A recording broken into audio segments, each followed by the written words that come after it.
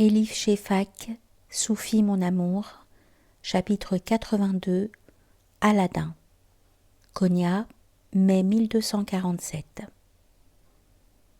Brisé, contraint de prendre une décision dont je savais que je la regretterais amèrement plus tard, j'ai gardé le silence et ne me suis pas opposée ouvertement à ce mariage. Mais le jour où Kimia devait épouser Shems, je me suis réveillée avec une douleur que je n'avais jamais encore éprouvée. Je me suis assis hors d'haleine comme si je me noyais, puis furieux de me laisser aller à un tel apitoiement sur moi-même, je me suis donné une claque puis une autre et une autre.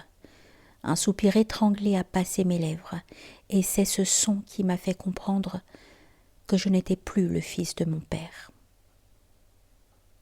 Je n'ai pas de mère, pas de père, pas de frère, pas de Kimia. Je suis seule au monde. Le peu de respect qui me restait pour mon père a disparu dans la nuit. Kimia est comme sa fille. Je pense qu'il l'aime. Mais apparemment la seule personne qui l'aime vraiment est Shems de Tabriz. Comment a-t-il pu marier Kimia à un tel homme? N'importe qui peut voir que Shems fera un mari abominable. Plus j'y pense, plus il est clair que dans le seul but d'assurer la sécurité de Shems, mon père a sacrifié le bonheur de Kimia, et avec son bonheur, le mien. J'ai passé toute la journée à me battre contre ces pensées, tandis que j'étais contraint d'assister aux préparatifs. On a fait le grand ménage de la maison et nettoyé la chambre nuptiale à l'eau de rose pour en écarter les mauvais esprits. Mais on a oublié le pire de tous les maux. Comment allait-on écarter Shems? En fin d'après-midi, je n'y tenais plus. Décidée à ne pas participer à une célébration qui ne pourrait que me torturer, je me suis dirigée vers la porte. « Aladin, attends. Où vas-tu » cria fort et clair la voix de mon frère. « Je vais dormir chez Irshad ce soir, » dis-je sans le regarder. « Es-tu devenu fou ? Comment peux-tu ne pas assister au mariage ? Si notre père l'apprend, ça lui brisera le cœur. » Je sentis la rage monter du fond de mon ventre. « Et qu'en est-il des cœurs que mon père est en train de briser ? De quoi veux-tu parler ? Tu ne comprends pas. Mon père a organisé ce mariage juste pour faire plaisir à Shems et s'assurer qu'il ne repartirait pas. Il lui a offert Kimia sur un plateau d'argent. » Blessé, mon frère fit la moue.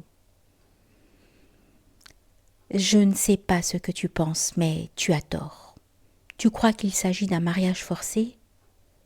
Alors que c'est Kimia qui a voulu épouser Shems. Comme si elle avait eu le choix. »« Seigneur, tu ne comprends donc pas » s'exclama mon frère en levant les paumes vers le ciel comme pour demander l'aide de Dieu.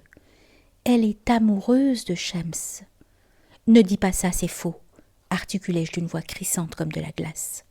« Mon frère, je t'en prie, ne laisse pas tes sentiments te voiler les yeux. Tu es jaloux.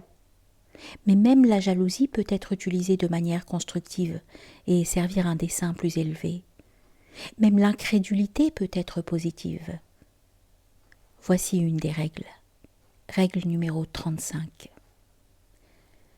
Les opposés nous permettent d'avancer.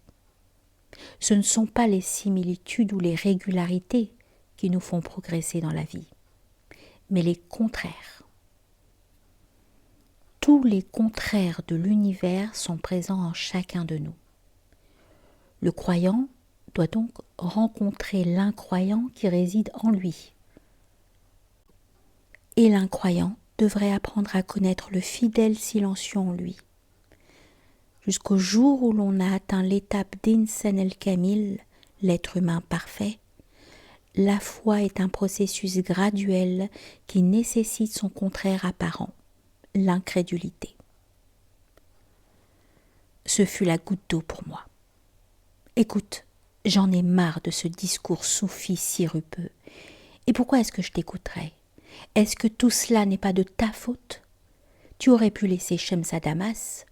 Pourquoi l'as-tu ramené ?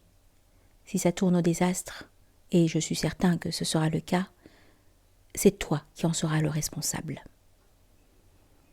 Mon frère mordit sa joue avec un regard proche de la crainte. Je me rendis compte à cet instant que pour la première fois de nos vies, il avait peur de moi et de ce que j'étais capable de faire. Ce fut une sensation bizarre, mais étrangement réconfortante. En gagnant la maison d'Irshad, par les ruelles aux odeurs nauséabondes afin que personne ne me vît pleurer, je ne parvenais à penser qu'à une chose. Shams et Kimia partageant le même lit.